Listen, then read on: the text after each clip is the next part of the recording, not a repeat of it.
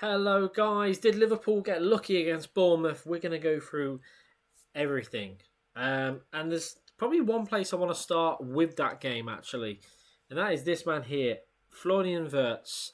I thought he had a decent game, to be honest with you. I don't think he was at his best, far from, but I don't think he had a terrible game. He ran 11 kilometres during the game, so he's quite all over the place. He only had that one shot. He did create three chances in the game. His pass accuracy was only 75%. Of course, he's only 22 years of age. People have to remember that. And 75% of his game was running. 21% was walking. 4% was sprinting. He had 23 sprints altogether. Passing to the final third, he had 12 passes into the final third. 73 touches in total. His long balls were 4 from 4, 100% accuracy. He won 100% of his tackles, 6 recoveries, 3 of his 8 ground duels, etc. I don't think he was as bad as some people were trying to paint this picture of it, his performance. But another man, of course, we have to talk about this man, Hugo Ekitike. What a performance from him. He was really, really good. He had 4 shots in total, 2 on target, obviously scoring one of them, giving him a 50%. His expected goals, his XG was 1.14, so didn't underperform, didn't overperform. He got, where is it? The number of sprints was 10. He did miss one big chance. Dribbling, he attempted dribbling twice and successful one time, so 50%. Long balls, he played 100% of them. But his aerial duels was really impressive. 4 out of 6 he won, 67% of them. I did think he was a good, he was a good player. And when he came over to here, was wondering how maybe he'd settle in, and he settled in fantastic. He scored in a competitive game against Palace, or the glorified friendly in the Community Shield, whatever you want to call it. But he scored in that game. He's played at Anfield for the first time, scored in that one. Of course, Cody Gakpo scored. It was a good goal, I think, to be honest with you. A really good goal. And at that moment, that's when you thought, okay, Liverpool should go on to win this. But the defensive side of things was a bit shaky, wasn't it? Kanate, I thought, was horrendous. We got here on Footmob, we got a 6.6 for Kanate, which I think is quite generous, to be honest with you. I don't think he had a good game at all. Passing the ball is very good from Kanate, 88% of his passes. But let's look at more of his defensive stats. Duels-wise, he only won 50%. He won 0 aerial duels, didn't even have any. He managed 5 recoveries, which, believe it or not, is less than what Florian Wirtz did, and it's a total different position. Again, not the best of performances by Kanate, and his future needs to be sorted now before anything can get in his mind, if it's not there already. Semenyo, absolutely phenomenal. Unfortunately, a lot of that game was taken over by one fan that decided to say racial slurs towards Semenyo.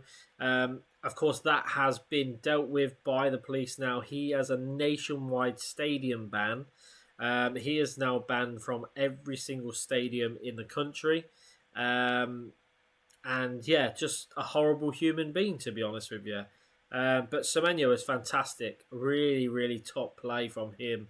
And I think if Liverpool was going for a winger, I generally would consider Semenyo. He's been fantastic. He's 25 years old now, coming into his prime.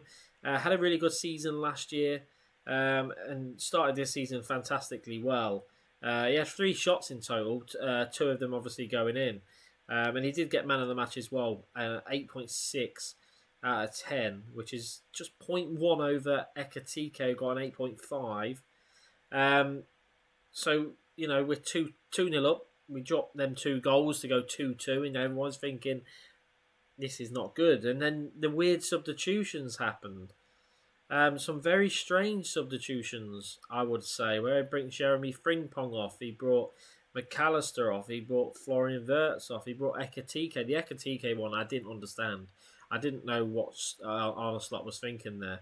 But they seemed to work because Chiesa scored in the 88th minute, and I was so happy to see that man score a goal. It's unbelievable. I was so happy about that. Before, obviously, last season and the injuries he's had, he was always a player that I wanted to play at Liverpool. And it was kind of I don't know how to explain it, but an anticlimax when he signed for the club, because I thought he's such a good player. But the injuries have done something to him. And that was the Chiesa that I remember. That's the Chiesa that, was winning the Euros with Italy, that was doing things on the international stage and the Champions League stage and things like this. That was the Chiesa we all wanted to see against Bournemouth. Phenomenal performance from him to come off the bench and do what he did, really. A really good performance. And I was so happy for him. And then, of course, Salah finishes off in the 94th minute for a 4-2 win for Liverpool. Of course, a really good goal on Salah, because everyone says he can only use his left foot, and it was superbly put in the bottom corner with his right foot, so we can be happy about that one, because that's the myth over there, that he's only one-footed. Trust me, he can use both.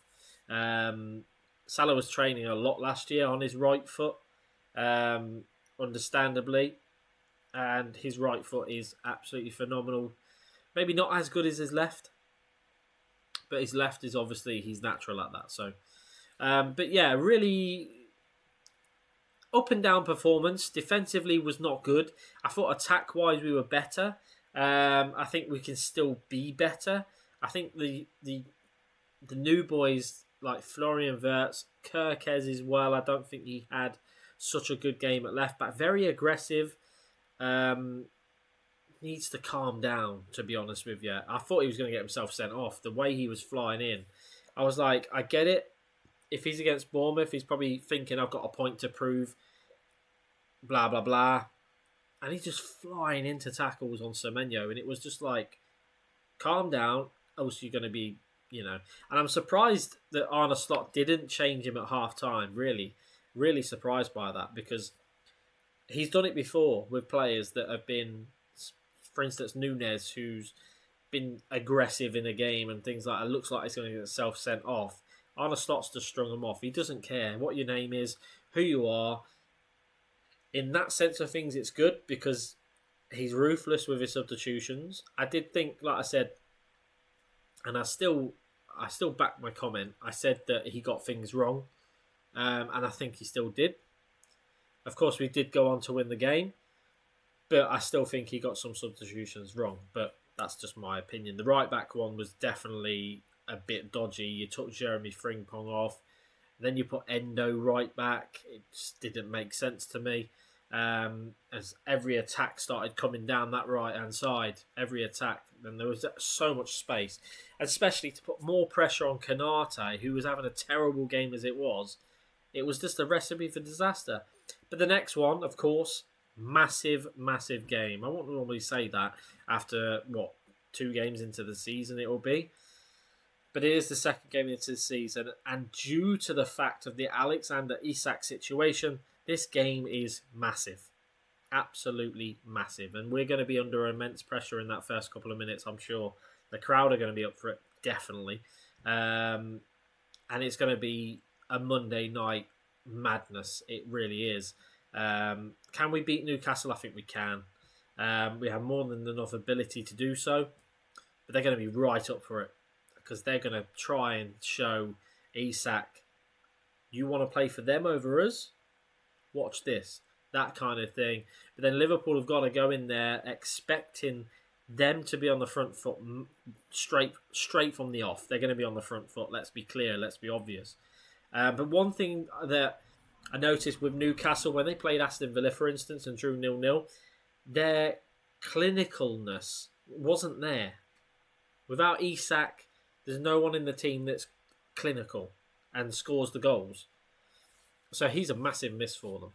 And what happens with his future, we'll find out over the next week and a half, I would have thought. So we'll see on that one. But yes, guys, that's just the chat about the Bournemouth game, really. We'll try and do more previews, reviews, everything going forward. But I do appreciate any likes on the video would be fantastic. And I will see you hopefully soon. Bye for now.